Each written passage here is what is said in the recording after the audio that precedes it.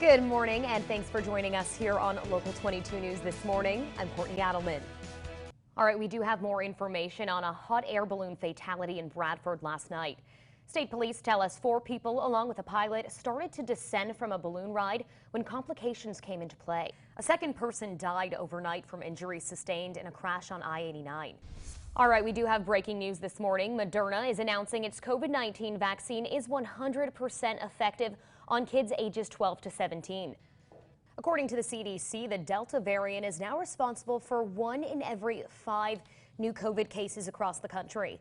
And officials say it's on the rise in the Northeast. Well, we now know the reason behind the crash that heavily backed up traffic yesterday morning on I-89 South. In consumer matters, gas prices are on the rise as drivers' demand for gasoline has soared over the past week. A former officer with the New York District Attorney's Office is being charged with lying to police after he was convicted of raping a young girl more than 30 years ago. Well, new this morning, a church in Williamstown, Vermont broke out into flames late last night. The Barrie City Fire Department and several others showed up to the blaze on Route 14. Local 22's Brittany Weir is at the scene now to tell us more about what happened. Good morning, Brittany. What do we know so far? A Lyndonville man pleaded not guilty to assault and attempted assault charges after police say he put people in harm's way on Wednesday night. All right, thanks, Haley. Fans of Britney Spears gathered across the country to celebrate the pop star's victory in court. A judge has allowed Spears to hire her own attorney. Little things like that, really do make people smile. They do. Exactly. Yeah. Something else that is making me smile big today, Haley, is the sun shining and the beautiful weather we're going to see. Yeah. All right. Yes, Haley, the Masked Singer sent us this piñata and a blindfold and a thing to hit it with. So let's see what's in it. Libby's going to hit it first. All right. I'll step back. Am I in the right location? Yes. Swing for it. Aaliyah Blackburn introduces us to a fan who hasn't missed a race for the last 56 years. Good morning, Aaliyah. All right, well, we have a very delicious segment for you this morning. Recipe developer and food writer Nancy Mock is showing us some summertime sweets. So good morning, Nancy. Good morning. This looks so delicious. Tell us what we have here. Well, it's been 1 year since the infamous killing of George Floyd. And on this tragic anniversary, our Local 44's Brittany Weir is live outside of City Hall Park, where demonstrations are expected to happen today in remembrance of George Floyd. Good morning, Brittany. No one is hurt after an armed robbery at a Fairhaven gas station Wednesday afternoon. Well, the Canadian government is considering steps to reopen the border after being shut down for nearly 15 months. The Hinesburg Police Department is looking into the incident. But in the meantime, Local 44's Brittany Weir is live in Hinesburg now, where community members are joining together to show their support. Good morning, Brittany. Looks like there's quite a crowd behind you. On Monday, UVM students marched around campus before congregating outside of the Waterman building. This was all a part of the Sexual Assault Survivor Solidarity Walkout. Well, good morning and welcome back. A new drama drops today, and it tells a story filled with pain, love, and everything in between. Our film critic Julia Swift joins us to break down Lorelei. Good morning. A new child sex abuse and cover-up lawsuit has been filed against the Burlington Catholic Diocese. Father Leo Corsi is accused of sexually abusing the plaintiff multiple times. Here's Patricia Seitz' story.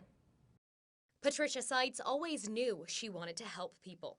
I wanted to do something in healthcare, and nursing always stood out, even as a young age. But it wasn't until she lost her father in her early 20s she made the decision to officially become a nurse. And saw the compassion and the strength the nurses gave not only him but us as a family. Seitz has been a registered nurse at Dartmouth-Hitchcock Medical Center in Lebanon, New Hampshire for over 20 years. But when the unthinkable happened in March of 2020, she says she knew she was going to need to work even harder. I come from a family of firemen and police officers. They put their life on the line every day, and for me, it really was not a hard decision. I knew that it was my sort of burning building I needed to run into. At the same time the pandemic started, her husband became sick with COVID-19 and was hospitalized for a week. After quarantining with her family, she immediately volunteered to work in the COVID unit. As a per diem nurse, she could have chose to stay home with her 4 kids. As soon as I got the green light from our occupational medicine department at Dartmouth-Hitchcock and my manager said it was good for me to come back, I went right back. It just never crossed my mind to stop. Seitz worked over 12-hour shifts throughout the pandemic, and while it's been hard, she says she's just doing her job.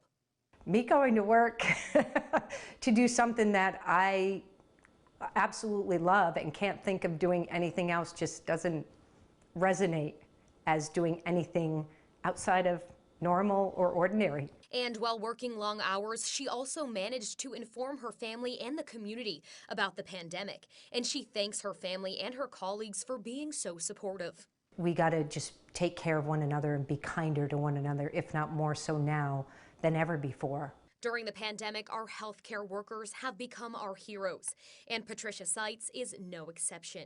The unknown was a little bit scary, obviously, but there was also a little bit of excitement because finally we were able to really show our strength in the critical care field. Patricia Seitz is a mother, a nurse, and a remarkable woman.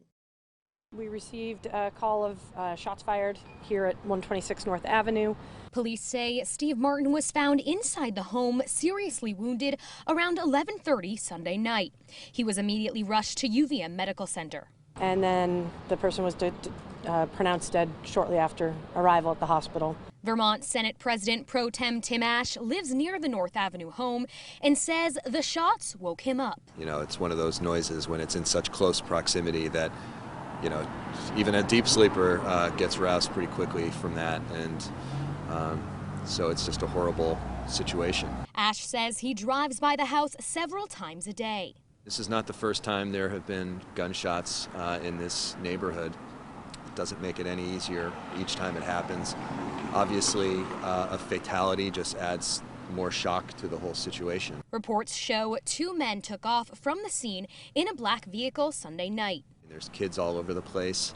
Obviously, it's a major thoroughfare for people walking and biking, and so if it had been earlier in the day, it could have been an innocent bystander who was killed. So it's just really horrible. I think gun violence in our society is just out of control, and this is just the latest example.